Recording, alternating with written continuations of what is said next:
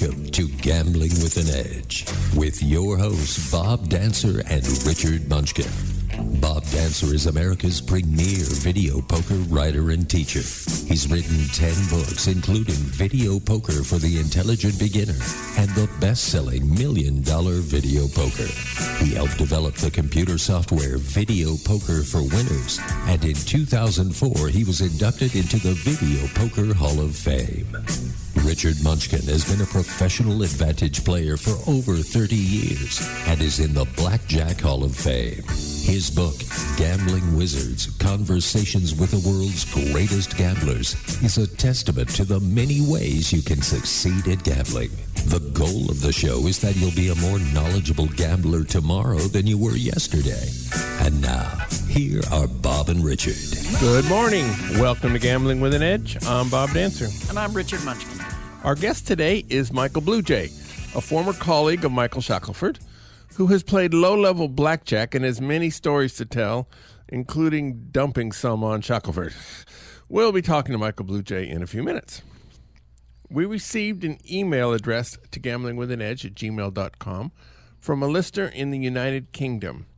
First, he wants to know if, in light of the Phil Ivey ruling and the Playboy Club ruling, is there any life for advantage players in England or anywhere else in Europe?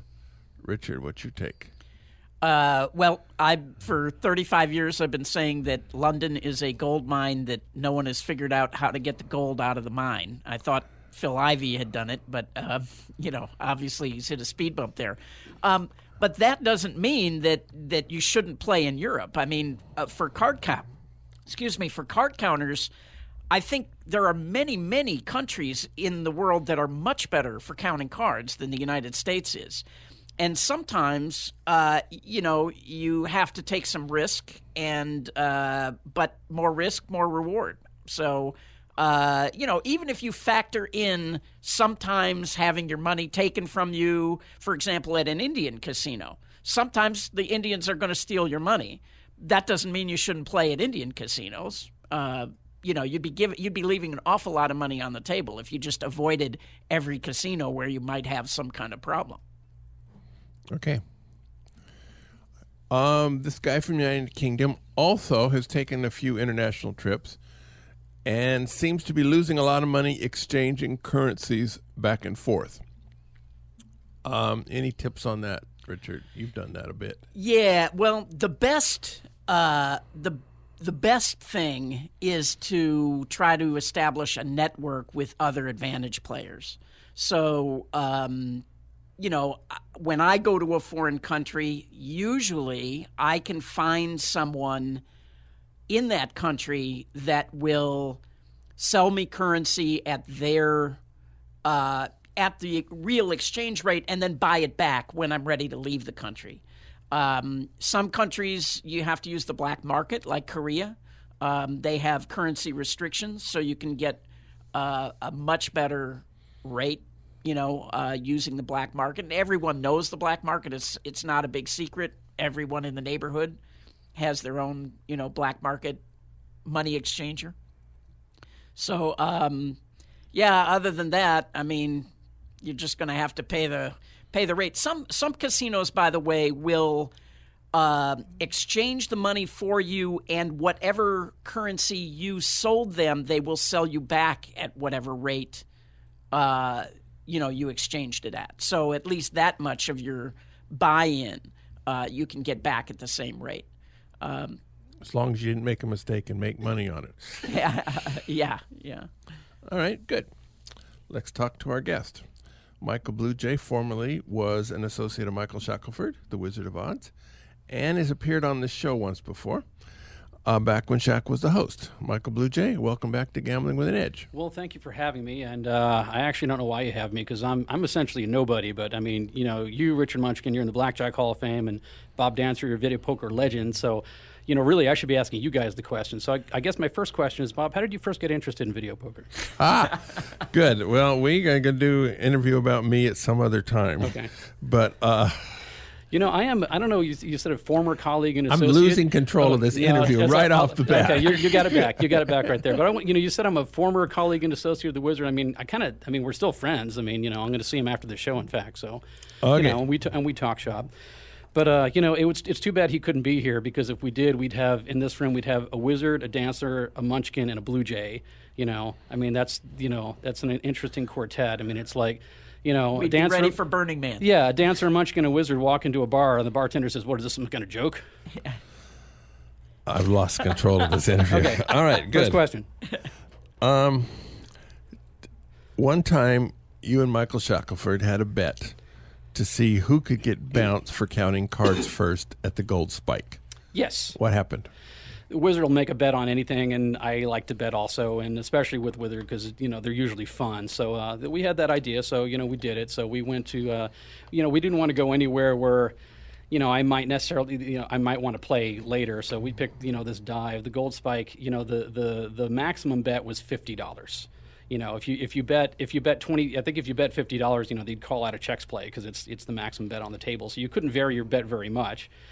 But anyway, we went to separate tables, and you talked about me standing out. I stood out even more then. I frizzed my hair out to here. I wore the loudest green and yellow tie-dye T-shirt I could find. I stood up while I played. As the cards came out, I counted them audibly, out loud, pointing to every card. I used exactly 2 bets. I had 5 or 50, and when I put the 50 out, I would just slam it down. And, the dealer wasn't yelling out checks play to get the pit's attention enough for my preference. So, every time I did it, I would help her. I would call it checks play, my favorite time was the dealer was showing a 6-up. So, everyone was feeling pretty good about their hands, and then she turns over a 5. So I grab my head and I yell, "Oh no, there's a shitload of 10s left," anyway, so but no matter what I did with all that, couldn't get bounced. They didn't notice. I mean, the dealer knew, of course. I mean, I might as well have been wearing a polka dot shirt and flippers, as obvious as I was, but it wasn't her job to do anything about it. It was the pit's, and the pit was just incompetent, So we played there for, I don't know, an hour, and we finally gave up. We both walked out, and I don't know what the Wizard was doing at his table. I mean, he was nearly not as flamboyant as me, I can guarantee that. I know quite a number of people who, for some reason, have made these same kind of bets. Like, I don't know, I guess I don't see the entertainment value in it, but I had a couple of friends recently, within the last 6 months, who did the same. They decided to do this at the El Cortez, which is a place that normally you can get bounced for counting in about 5 minutes. Yeah.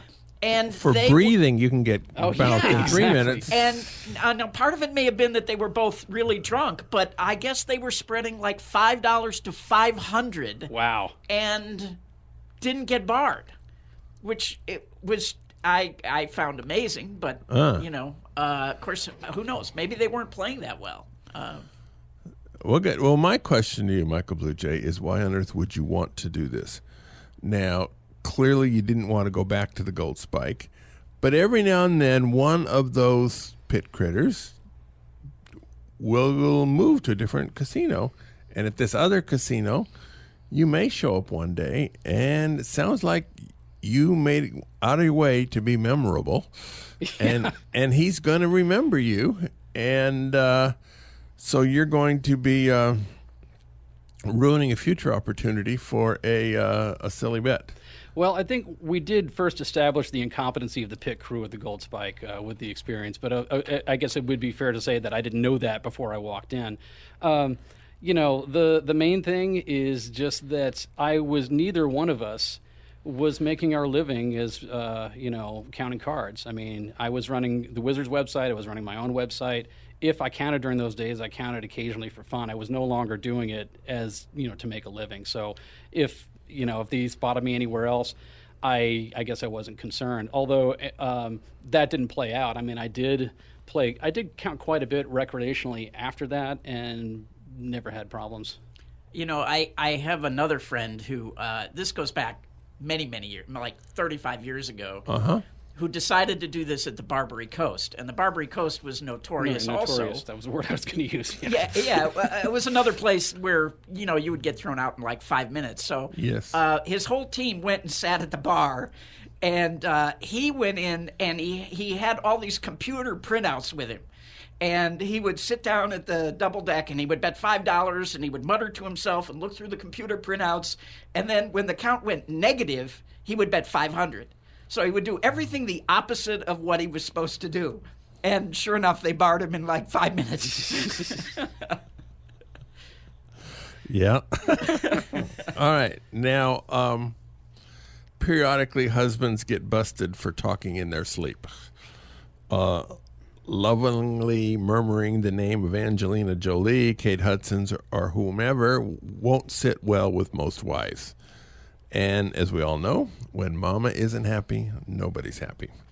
Now, Michael Bluejay, you have a story that according to Michael Shackleford's wife, he got busted for talking in his sleep. I wouldn't call it busted, but well, anyway, I used to be a frequent house guest of the Wizards, and I'd stay there, so I was friendly with his whole family. And his wife relayed to me one morning how she woke up in the night and found that he was reciting the digits of pi in his sleep. Wow. Only the Wizard. Only the Wizard. Now, I have to say that I one time was sharing a hotel room with Max Rubin, and Max would not be reciting the digits of pi. no, but at like 3 o'clock in the morning, out of a sound sleep, I hear him laughing hysterically. And I wake up and I look and he's in bed, I mean, laughing his head off as if somebody was tickling him mercilessly. Funny dream. And I guess he was sound asleep, and it went on for a minute or two, and then he just went back to sleep and started snoring. And the next morning I said, "What the hell was that? You were like laughing." And he goes, "Oh yeah, Joanne says I do that sometimes." I wanted to hear the funny thing that happened to him in the dream, but I guess he didn't remember. Yeah. He didn't know he had done it, but yeah. Oh, well. Okay, another story, Michael Bluejay. You were using a pretty young lady as an accomplice to help you team up in Blackjack. Rather than living in a hotel suite, you were living in a youth hostel for $11 a day or some such. Yes. Tell us what happened. Well, I stayed at the hostel because it was cheap, but also because I wanted some semblance of community. I mean, there were strippers who stayed there for the same reason. They came to town and they just didn't want to be isolated. And there was a big group room where we all had, we ate together and had some camaraderie and stuff. So I met someone there, and I thought, I'll train her to do some team play. So we went to, I taught her basic strategy, showed her the basics of the team play, and then we went to the Monte Carlo to play. And mind you, I'd been playing for maybe a month in Vegas at that time, and at the stakes I was playing at that time, I eventually moved up to much higher stakes. But at that time, I was spreading between $25 to like $150 in double deck games, single and double deck games. So we got dressed up, went to the Monte Carlo, sat down, and I think I forgot to mention the bid that for all the time I was playing, I didn't get offered any comps. I never got offered squat. I didn't ask for them, but if I might have got some if I asked, but no one was ever offering anything to me. So we sat down, we start playing, and then within minutes, the pit crew and like somebody else, I mean, there are three people all around her, excited, bouncing up and down, trying to give her comp her a buffet and a room, asking where she's staying and everything. And I hadn't prepared her for this because it never happened to me. And I didn't, so she didn't know what to say. They're saying, "Where are you staying?" And, she knows she can't say she's staying at the hostel, because, she's not dressed like she is. But the other thing is I was kind of miffed, I'd been playing for a month, putting a lot of money on the tables. And I hadn't got offered squat. She plays for 5 minutes and they're offering her the moon. Let me guess. She was hot? Yeah. Well, that's a superpower. Yeah, I mean, it is. Yeah. Sexism is alive and well in Las Vegas. I love the idea, though, of card counters staying in youth hostels. I mean, I did have friends when I was young, that went to Europe and would do this, traveling around with tens of thousands of dollars in their pockets, staying in pensions or, hostels. Yeah, it's hilarious. That was an issue because I was sharing a room with 5 other guys, and I had thousands of dollars in cash and chips on me at any one point. And the other thing is this hostel is downtown. It was on Fremont Street, and this is maybe almost 15 years ago when it was even more dangerous back then. And I almost got mugged one night, in fact. But so I would ride my bicycle back down to the hostel on Fremont Street, and I would hug the exact middle of the road when I'd go down, because I figured that I was equidistant from each sidewalk. So, I was the maximum distance possible from both sidewalks if someone was going to try to come out and jump me, So you were less afraid. Was the Fremont Street experience open then, or were there cars going by? The experience was open. There were not cars, but I'm going down, the other way down Fremont. I mean, I'm going towards the El Cortez, and then you continue down the hill. So and east of Las Vegas Boulevard. Yes, east. Yeah, east. Well east. That's the not a Fremont nice area. That's the Fremont area I'm talking about, and especially the Fremont area. That Fremont area 13 years ago was even. I don't know what it is, now. I actually haven't been down there in a while, but Yeah, it's still not great. yeah, but 13 years or so ago, it was pretty bad. But you were more worried about the people on the sidewalk than cars coming in both directions. There was very little. I mean, I'd come home at 1 in the morning. There's very little traffic. If there was a car, I'd move over. But and going downhill, I could go just as fast as the cars behind me if there were any. And in the other direction, I would move over if I needed to. All right. I don't want to toot my own horn, but I guess that's exactly what I'm doing. But I am an internationally published author on the subject of bicycle safety. I've had cover stories in Australian Cyclist, Carbusters, Minnesota Cyclist, and some others. And one of my most popular sites is bicyclesafe.com. So I think I know how to. I'm not a daredevil when I ride. I'm not going to do anything crazy or unsafe. All right. So in these magazines you publish that you go down the middle of Fremont Street with thousands of dollars in your pocket at 3 a.m. That's essentially correct. Yeah. All right. Good. So in that same area is the Western Hotel. Yeah. Now the Western is notorious for break-in dealers. Mm-hmm. And so you have a couple of Western stories of. Now I'm a country Western dancer. Maybe that's not the same thing. Oh, so to start the stories, yes. Well then, a few. I loved the Western just because it was so incredibly seedy in a way that I just can't describe. You walk in, it wouldn't seem like a casino as much as maybe like a cafeteria with the old fluorescent lightings that are buzzing and they're all yellow and. Everything is unclean. The smoke is so thick you can cut it with a knife, and everything was in disrepair. It wasn't nice in any sense of the word. And I mean, if anyone's who doesn't live here, their conception of a casino, they couldn't imagine this thing could possibly be a casino. So I love to take, guests and visitors to that place just to show them. First they would see the Wynn or the Mirage or something. And then you take them to the Western, and it's culture shock. It's like going from Japan to India. So I love the place, and so I never wanted to risk actually ever getting barred from there because I wanted the ability to go back and bring my friends there. Also because the other thing is I think the maximum bet there was maybe $25. Yeah, so you could you could spread 1 to 25, but you're still going to make $3 an hour. So it wasn't really plausible that you could make money from counting there. The last time I was in the Western, they would crank the roulette wheel. The dealer would spin the roulette wheel as hard as she could possibly spin it, the rotor. And then she would spin the ball. And by the time the ball landed, the rotor had come to a stop. It was in such bad shape. It looked like somebody had a brake on it, Wow. Yeah, I love the Western. Yeah. That sounds beatable. It does. I was thinking the same thing. But another reason that I have a soft spot in my heart for the Western is before it was called the Western, it was called the Orbit Inn. And one of my very first blackjack teams, I was going to be tested, right? And we would take somebody out to the casino, and one of the team members would watch them play and make sure they were betting the right amount at the right count or whatever. So I went out to the Golden Gate, and I bought in, and the guy who was going to, test me came to the table with 3 crumpled up dollar bills, and the pit boss came running down the pit and pointed at him and his $3 and said, he gets no action, right? So he had some heat, obviously. So we decided that the only place maybe that we could play with it unmolested was the Orbit Inn. And we just changed my unit size to $5 units so that I would spread from like 1 to 25. And so we went down there, and he basically was drinking and having a good time during my checkout. And that was my checkout for this team. And that teammate, his name was Bill Benter, who ended up going on to do pretty well in gambling after that. As in billionaire. Yeah.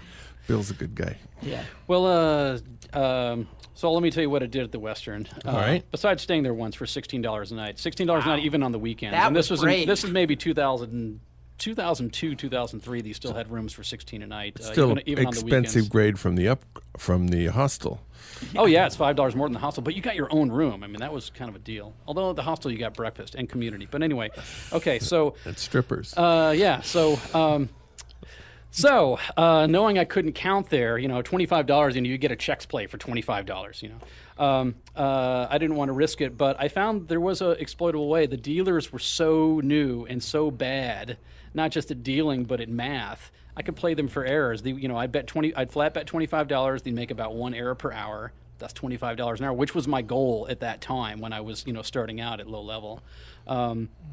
Incidentally, you mentioned that I was a low-level blackjack player. Initially, I was. I don't know what at what point you get to the mid-level, but by the time I stopped, I'd have as much as $1,200 on the table at a time. So, I don't know if that's still low level or not. I would not call $1,200 a time the low-level players. Okay. I mean, that's not my unit, but I mean, I would go up to that much. Yeah, before when you came on, it was your goal in Las Vegas seemed to be to live as inexpensively as possible, and you'd talk about saving $3 here and $4 there and $6 there. Well, that's what the Wizard was asking me about, because that's what, I mean, when he and I came to Vegas around the same time, around, just like right after 2000, and, that's what he knew me for back then, so Often I guess those that's what he wanted stories to are talk funnier, about. too. They are funnier. They're a lot funnier. I mean, it's not, it's less interesting if I stay in a nicer place and, so yeah, I don't chase the. I mean, everyone wants to save some money, but I don't chase the deals like I used to.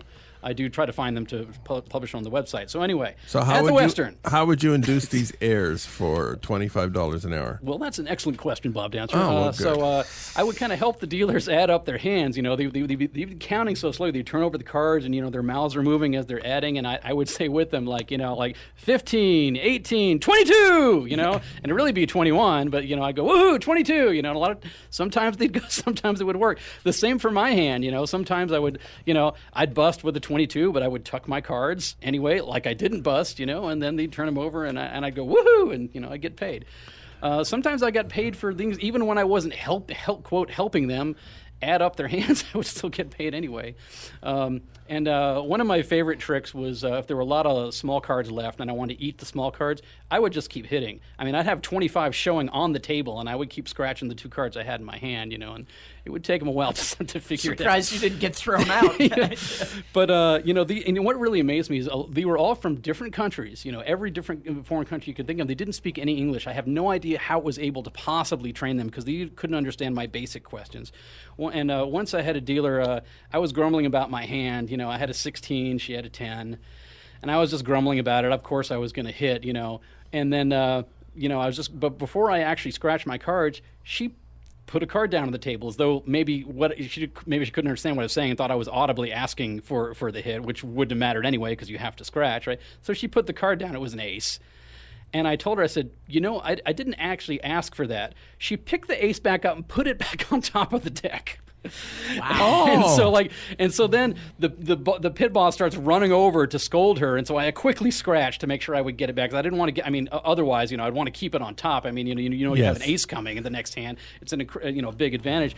But I didn't want to get her in trouble. $25 is not such a big advantage. Well, still, I didn't know. I mean, that's all I was playing for at that time. But I didn't. I didn't want to get her in trouble because the pit, they were mean to the staff, and I was sorry to see that, so I didn't want to get her in trouble, so I just scratched to make sure she could get it. I tipped there. I was the only one who ever tipped. I didn't tip much, but the helping the dealers add, I had a friend who liked to play roulette, and he would go to Slots of Fun or Silver City and get the break-in roulette dealers, and he was a roulette dealer himself at Bally's, and he would bet chips all over the layout. And then when the number hit, he'd been dealing roulette for years, and he would say, oh, that's, 329 or whatever. And the dealer would stop and add it up. And after about 3 times, when he had given him the right total, then they started just trusting him. Yeah.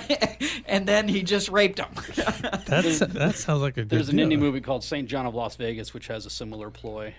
Really? Yeah. Now, it's an insurance scam. I mean, this insurance adjuster, he's got 15 out of 15 denial, so he sets himself up so that when he makes he's a crooked insurance adjuster, when he makes the claim that he's going to get in on, they believe him just because 15 times he's been right. Yeah. Very good. Yeah. All right. Steve Buscemi, by the way, is in that. Steve Buscemi. All right. Now, Shout out to him because, he's everyone's favorite actor. There's a story once about Michael Shackleford resisting getting caller ID on his telephone, and you found that. I find the wizard amusing. I hope he finds me amusing, and I hope he doesn't mind that I rag on him so much. But I mean, some of the stories, you just can't make up. I mean, just for years, he would never get caller ID, and he could afford it. I mean, I was working for him, selling his ad space. How much does caller ID cost? Yeah, I know. Right? I was making him. I don't want to spit out any numbers, but a huge amount of money. Right? He could clearly afford the caller ID. In fact, I had a friend at the time I told that he was resisting the caller ID, and she knew. And all the three of us, we went to Niagara Falls together once. But she was saying, "Oh my God, if I were homeless, living in a box on the street, the one thing I would still have would be my caller ID." So, I was calling him on my mobile with the speaker on from the suite of the Stratosphere, and a friend was with me. She was lying on the couch that he had there. And I called him, and, he answers the phone, "This is Mike." And I said, "Hey, Wizard, it's Bluejay." I said, "By the way, why don't you get caller ID so you, isn't it about time?" He said, "But I can just ask who's calling." And, my friend literally fell off the couch when she heard that, and... Didn't understand that sometimes it's nice to know before you. That's the whole point. He said, I mean, he didn't see it, but I can just ask who's going. It's okay, never mind. But anyway, I can tell you that young people listening to this show are all scratching their heads, going, "There was a time when you didn't know who was calling." Yeah, exactly. Well, and by the way, he has it now. So I don't know if it was a result of my prodding. He still has a landline, is what you're saying? Yes, he still. Well, yeah, I have a landline too. I mean, you get better quality, Not at my house. Okay, fair enough. My wife hasn't really figured out telephone ID. When she leaves me a message on my cell phone, which it lists her name, Bonnie, she always starts her conversation with, "Hello, darling, this is Bonnie." Now, as though I couldn't figure out who was saying "hello, darling" to me. Trust me, that's a very small set of people. My daughter does the same thing. She'll text me. She'll sign it "your daughter," and in parentheses, "by the way, that's Kano." And it's like, well, yeah, I've got one daughter. That's the dead giveaway. How old is Kano? She's 16. Oh, wow. She should know better by now. She jumped, like I said, she did the Stratosphere thing yesterday, the sky jump. Yeah. So she's still alive? Yes, I checked. There were no fatalities before she. I mean, I checked that up because there was that shooting range in Las Vegas where you see the billboard "shoot a live machine gun," and I don't know if you heard the news, but this 8-year-old girl killed her instructor there with a machine gun, and about 6 months to a year ago. And you go online and you look at their their Yelp reviews and all the other reviews. They've got all 4.5, 5 stars for all these places, and no one they're still open, and no one knows that happened. Wow. Yep. Scary stuff. There's a video on YouTube. They cut it off right before the fatal shot, but because the parents were taking a video. Yep. I guess. All right, now next topic. Low roller plays, Las Vegas buses. What would you do? I don't think you can do this anymore. And honestly, I wouldn't waste my time trying now. But okay, so back in the day, the strip bus was $5 for a 24-hour pass. But the local buses were $2 for a 24-hour pass.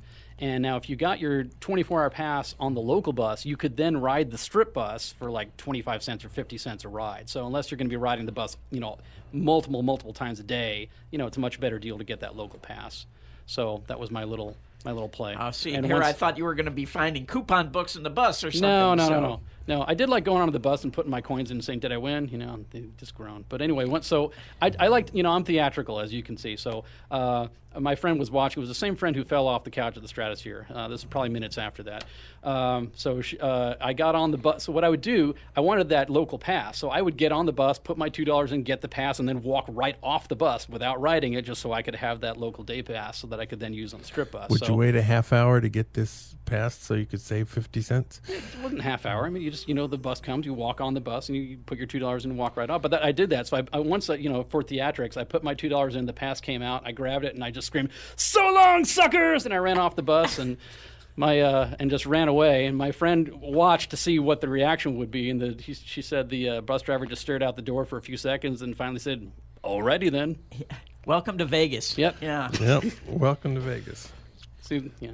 All right. Vegas Click. VegasClick.com is one of your websites. If you want to see what Michael Bluejay looks like, you can go to VegasClick.com. What I looked like 10 years ago, but yeah. Yes. I need to take a new picture. All right. So what is that website? Or is it something you want to talk about? You're here to... Sure. I started the website as a hobby around 2000. I'll actually tell you it was before I ever came to Vegas. I was researching it all on the internet, and all the websites were pretty crappy. And so I thought I can make a better website about Vegas with just what I've learned from these various sites and from books and stuff. So I started putting a site together. And honestly, my idea was I would have business cards printed up, and that I would kind of liberally give them out when I went to casinos, and maybe I would get comps or free dinners or stuff like that for people who wanted good reviews. And I never had the opportunity to do that, so that never paid off. But then ironically, a few years later, when I started when the site got more popular and I started getting advertising, that's kind of how I made a lot of my fortune, is from that site that I kind of started half as a hobby and half to just hopefully get a couple of free meals out of. Wow. So I cover stuff about Vegas. It's geared a lot towards saving money, where the cheap stuff is. I have information about gambling and the hotels, and I'm going to hopefully add some information about shows. It's one thing I don't have, but all kinds of stuff. Yeah, it'd be nice to be able to get free shows that way, right? Stuff visitors will want to know. Well, I have the tips for the shows. A lot of people don't know about the half-price ticket outlets. That's gold. If you're going to see some shows, you can score 50% off right there. But usually they don't have Cirque du Soleil tickets, right? They do have them, but they don't have them for 50% off. You can get maybe 20% off, 20 or 30. And another tip, though, is if you're going to, a lot of times the hotel you're staying at will give you a discount on their show. So if you're not partial to where you're staying, stay at the hotel that has the show that you want to see. Very good. Actually, the one place to generate some Cirque tickets is My Vegas. That one's pretty good. So, and the way to get free tickets, and I've done this a few times, and I'm about to do it tomorrow, is you sit through a 90-minute timeshare presentation, and they'll give you a whole bunch of stuff. Yes. I don't know. What is your time worth? That's fun. They promised us 4 show tickets and 4 buffets, so that's worth 90 minutes to me. 4 show tickets to a Cirque show. Well, we're not going to get They didn't Cirque say for 4 show tickets to a Cirque show. Yeah, they did not. These are the $9.95 afternoon shows or something that you're going to go see.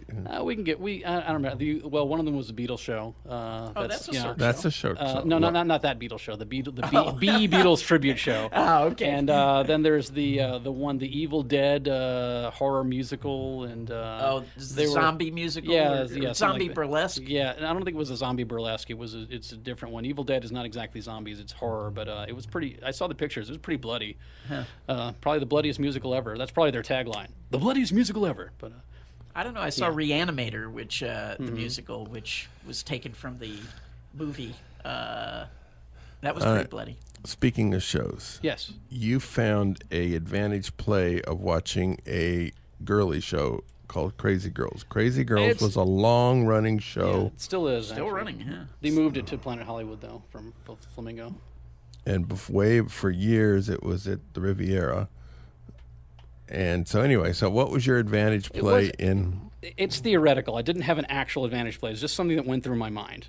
Okay. But I was sitting, I hadn't seen any of the naughty shows before. I didn't know what to expect. I'm not the kind of person who goes to strip clubs. So I think the Wizard was comped, and he takes me to a lot of comp stuff.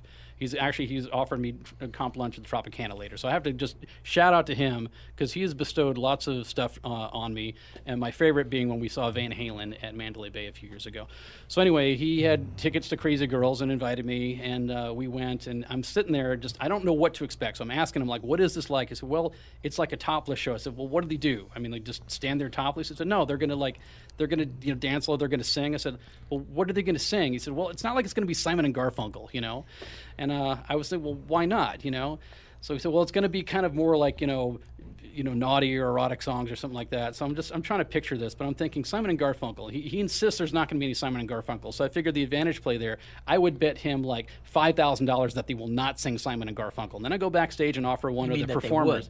I would offer, yeah, I expect, okay, well, yes. Whatever it was you said. Okay, so I think they're going to sing it. So I'm going to bet him $5,000 they're going to sing it, and then I go backstage and I bribe one of the performers, $1,000. Unfortunately, they lip sync and the show is all sort of set. It's not like the performers have their individual. So I actually would have lost $5,000 on that. It wouldn't have been a true advantage play. I mean, but I didn't know that. That's what. Yeah, you're right. When they came out, it was all lip synced. I said, like, this is bad. And I actually left. I was thinking that's kind of rude because he asked me there, but I was really not enjoying it. And he said he didn't mind if I did, and he gave it a bad review too. So. Yeah, when the show first came out, it was actually really good. I mean, it was like 30 years ago. I mean, and much different than it is today. And I just saw it recently because they give tickets away like water to that show. Yeah. Maybe you'll get that at the timeshare presentation. Well, I can't take the kids to that one, so that one's going to be. There's a website called something like Free Tickets for Locals or something like that.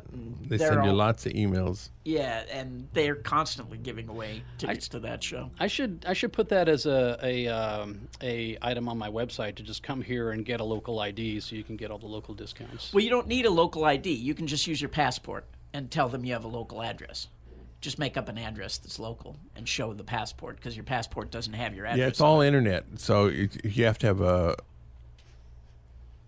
email address, and they will say, today we have tickets to this show, and you call in or send an email, go, get on the list, and they'll go in and you pick them up. Yeah. And what is this? I think it's called Discount Tickets for Locals, maybe. Yeah, and I think it's the number 4. It's the number 4. So if you Google Discount Tickets for Locals, you'll find it. Wow. Now, thanks for the tip. Yeah. How did I not know about that? I don't know. It's soon going to be on VegasClick.com. I hope so. All right. Once I update it, it's long in the tooth, and I'm kind of embarrassed. Anyone listening is going to go there and say, "You haven't updated this in 2 years." I suck. Did you ever go to Macau with the Wizard? Did I ever go to Macau with the Wizard? Let's see. Did I? Oh, yes, I recall. In 2007, I went to Macau with the Wizard. I don't have any stories there except being propositioned on the street, which it's not very. Oh no, I do. There's one story. Now that you mentioned it, I was wondering how. Okay, I see why you brought this up now. I hope this is funny enough story, but so the dealers there, they're Chinese because it's in China. They know maybe 10 words of English, and the Wizard is there because he's researching. He wants to know the rules, and he wanted to know some rule. He probably wanted to know if you could double down after a split, right? And so he's trying to ask the dealer this question. After we've been playing a while, so he starts his question saying, "Now, hypothetically," and I'm. I said, Wizard, if you know 10 words in Chinese, is one of them going to be hypothetically, So I just drew on the table. I said, 6-6 split, 5 double, okay, and he understood, I'm just amazed that people can't lower their language level to the listener. And it's not just Americans that do it to foreigners. When I was in Japanese, the Japanese did the same thing to me. I'd tell them, look, I know maybe 1,000 words. And then, they'd say something, I'd look up my dictionary, and it was like, the 5th synonym for something. I was like, how am I going to know that? Yeah. Hypothetically, that sounds like a good story. Yeah. All right, Reno. You lived in Reno or went to Reno a lot. Yeah. In the past. One of the things you talked about, it was in the Reno section. I don't know if it was in Reno. Was an advantage play for Flip It. Flip It I did here, but Flip It is the game that you put quarters or dollars in, and the flip up onto these trays and their pusher arms. I don't know why I'm gesturing with my hands, because on the radio no one can see it, right? But I'm going to do it anyway because it just feels natural. But the pusher arms push the coins back to you, and any that spill over that you get. By the way, if you don't know where the advantage is on that, because it seems like it's an even-sum game, if you peer over and you look into it, not all the coins that spill over will be returned to you. On the extreme edges, there's 5% on each side, 10% total of the entire area that go back into the machine, and you don't get those. So that's where the edge is, and that's why I think Stanford Wong had, when I mentioned that to the wizard, he told me that Stanford Wong had calculated the house edge on that machine by measuring, what percentage of the total tray area the side trays where the coins are that you don't get back. But I found that every different flip it machine would tend to seek its own level. Sometimes you see some that are 3 layers of coins deep, and sometimes there's 6 or 7. Every machine is its own personality. I mean, one might be primed at only 3 levels deep, and one might need 7 to get primed. So by watching how it's played, I could kind of tell when a machine was in the positive territory. And I couldn't win very much, but I did prove to the wizard that I could play it consistently at an advantage. It was the one at the 4 queens, and I played it for a month, and I did kind of well on it. I wrote it the kind of thing where you might have to wait, days for it to get primed? Well, I'm playing downtown anyway, so that's when I was playing single deck as trying to make my living counting cards. So it was the 4 queens. I would walk in. I could go there a few times a day without spending really much extra time. At the same time, I was also looking for primed piggy banking slots, which I never found. So. Those were easy to find. No, those weren't hard. Well, maybe downtown, with all the fleas downtown. I don't know, man. It was the same casino where I spent more time looking for a positive piggy banking, which I never found, in going into the 4 queens, maybe 2 or 3 times a day. But I often found that Flip It was ready to go, and it was funny because I played it once, and I got a big return out of it, and the machine was negative at that point. And this woman had been watching me play, and she's like, "Can I play now?" I said, "Yeah, be my guest. Fill it back up for me." I mean, so Flip It was good. I have other stories about Reno, though. Okay, good. Give us a 6-minute story about Reno. What's the best? Which one do you want to hear? Which is the best one? The 6-minute one. Cash Castle. Okay, I really liked Fitzgerald's. Me too. I liked, and I was sad when this one became the D, which my son thinks is amusing just because he's juvenile. But anyway, the Fitzgerald in Reno, I really like the leprechaun that's out there. Just always talking to you in Irish. To come in and experience everything. And for some reason, I don't know why, I just always imagined him trying to impersonate Michael Jackson. Like, do you want to be starting something? Do you want to be starting something? Do you want to be starting something? So, I don't know, just that image of that leprechaun doing Michael Jackson somehow beckoned me to that place. It was the first place I ever got barred at, but I still love it. And actually, I think I enjoyed getting barred there because the first time you get barred, I felt cool. Like, wow, I'm too good. It's a James Bond kind of thing. The second time when it came pretty quick after the first time, I was thinking like, okay, this is not fun anymore. Like, if this keeps happening at this rate, I'm not going to be able to stay in this business very long. But the first time was kind of cool. Anyway, being in Fitzgerald and playing, I noticed they had this promotion called Cash Castle, where he had this huge bank of slot machines, and they had 3 different marquees with 3 different jackpots that would tick higher and higher. And the gimmick was that any machine, not only could any machine win that jackpot on any play, regardless of whether you hit anything or not, but also when it got to a certain level, it was guaranteed to hit. I mean, the small jackpot was $100. Must-hit machine. Small one was $100. The medium one was like $500, I think, and the big one was $1,000. And I hit that a lot. I made more money from that thing than I did counting cards there. I got it pretty consistently. I mean, I had to watch it for a while to figure out when the optimum time to play was. I mean, you don't want to play it too early. You want to play it, later when you're not going to have to put much money in. But you don't want to wait too long because then someone else has won the jackpot. I don't remember what it was, but I kind of figured out where the optimum points were. And so I'm playing a machine. I'm realizing, I got to wait for the reels to spin and stop and, tally up my win, and someone else could be winning in the meantime. So I start playing a second machine, and then I start playing a third machine, one on each side of me. And I thought, that's not enough. So there's this whole bank. So I put money in all of them, and I'm running around in a circle, just hitting the spin button on every one. But I could just about time it to get it perfectly. So I had 10 machines in motion constantly. Actually, it's probably more than that, 10 or 15. And I did well with that one. I remember calling the wizard, telling him about it. He was delighted. I guess is the word I would use. Very good. I liked Fitzgerald's because they had they had single deck with $1,000 max, and they didn't strip the cards. So it was the only place where where I've been able to play single deck and sequence the game. Wow. And the thing that was great about them was you could spread from 100 to 3 hands of 1,000, and as soon as they realized that you were not counting cards, they were fine with it.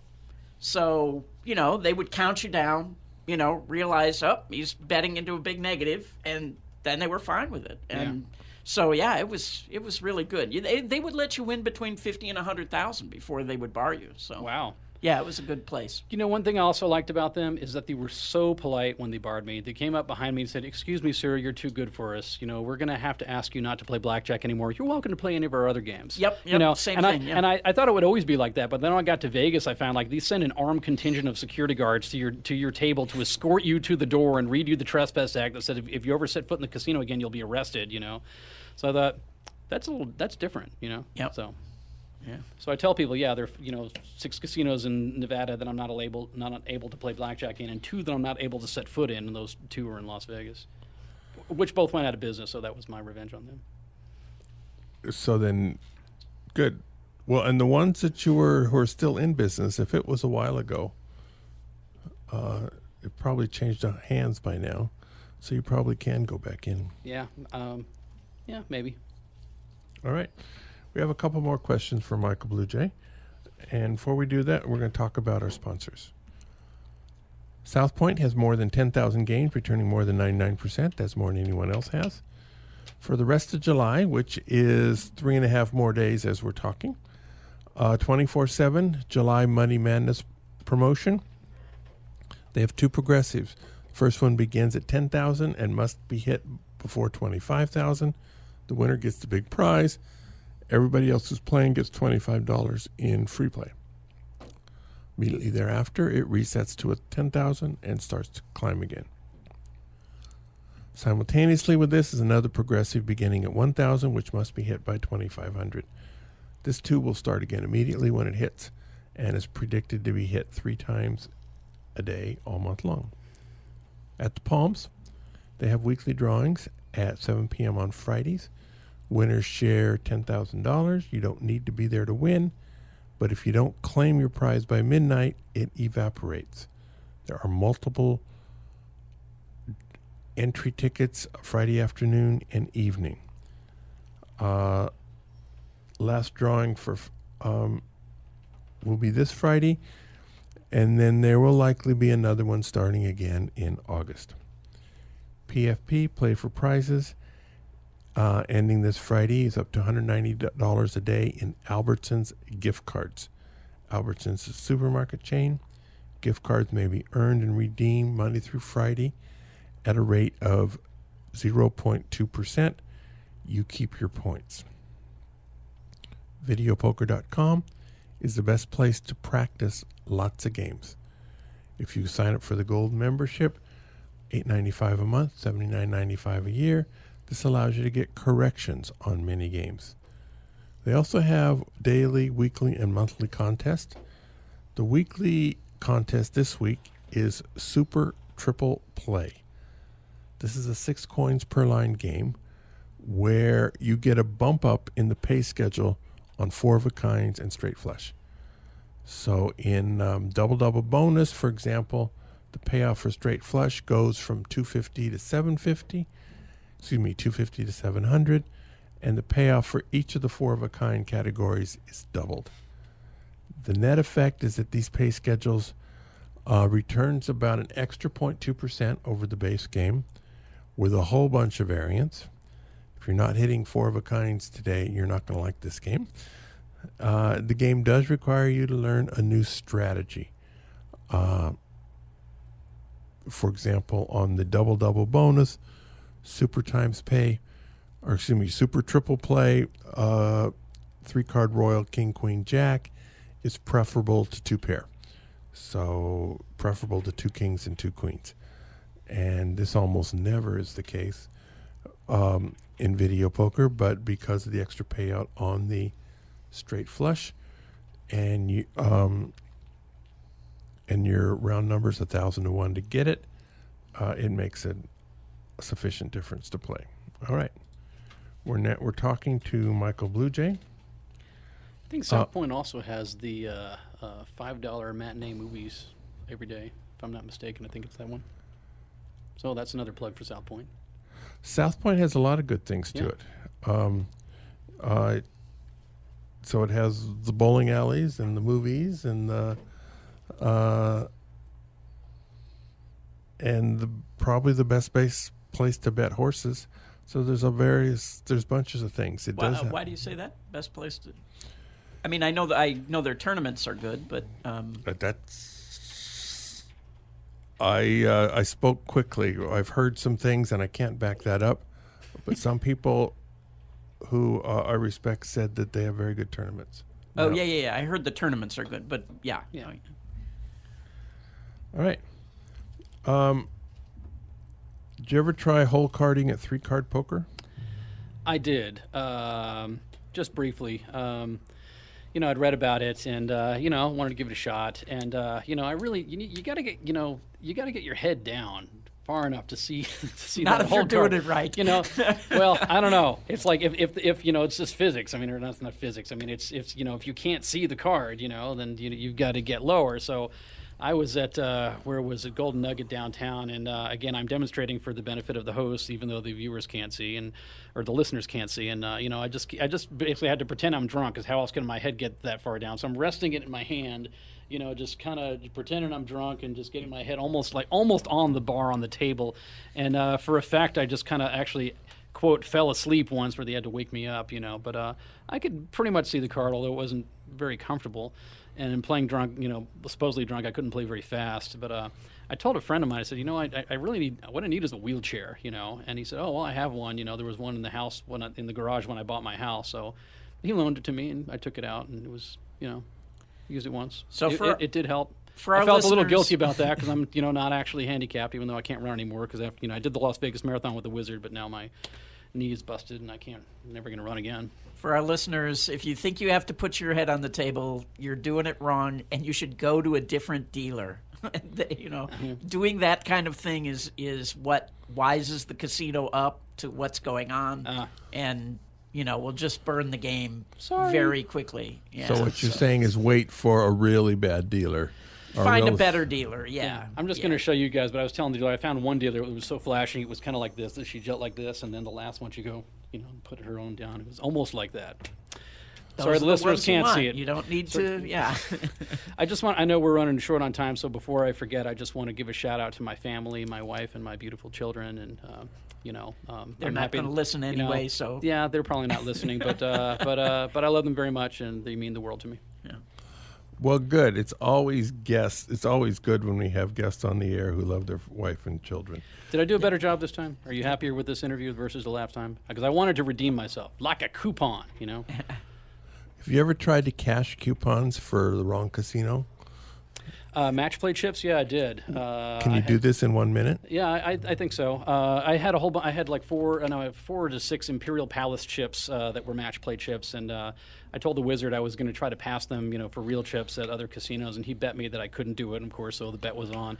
So I passed, to make it a challenge, I passed each one at a different casino, each using a different method, and I was able to pass all 4. Not on the first try every time, but I was able to do it. So give us 2 of the methods. Okay, one of them I put one down, and I said after I bought in for a couple hundred, I put the one chip down, and I asked her. I said, "Can I get change for this? I just want silver." And knowing she was about to get, I was going to use it for tipping. She wasn't going to scrutinize it that closely, so she just called over quickly, like $5 Imperial Palace, okay? And the pit boss just waved it on, and so I got that one. So that one was pretty good. And another one, I asked, "Do you take chips from other casinos?" He said, "Yes." Oh, well, I got these, and I put down like 20 or 30 chips. So I just thought, they were not going to see it among the one bad one among all the good ones, and that was exactly what happened. Good. All right. Well, we welcome people's questions. You can send them to gamblingwithanedge@gmail.com or tweet them at me at RWM21. You can get the show delivered automatically every week at iTunes, Stitcher, YouTube, or my site, richardmunchkin.com. You can see all the old shows or hear all the old shows at bobdancer.com. And that's it. All right. So we thank Michael Bluejay, and thank you, Richard. Go out and hit lots of royal flushes, everybody. Good day.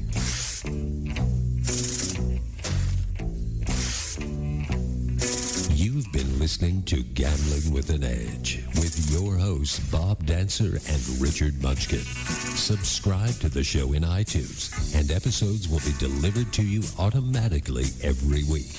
Archived versions of past shows may be found at bobdancer.com and richardmunchkin.com. We welcome emails at gamblingwithanedge@gmail.com. Bob Dancer and Richard Munchkin are both available on Facebook and welcome your questions. The sponsors for the show are the South Point Hotel, Casino and Spa, the M Resort, the Palms Casino Resort, and the website videopoker.com. Join us again next week for another Gambling with an Edge.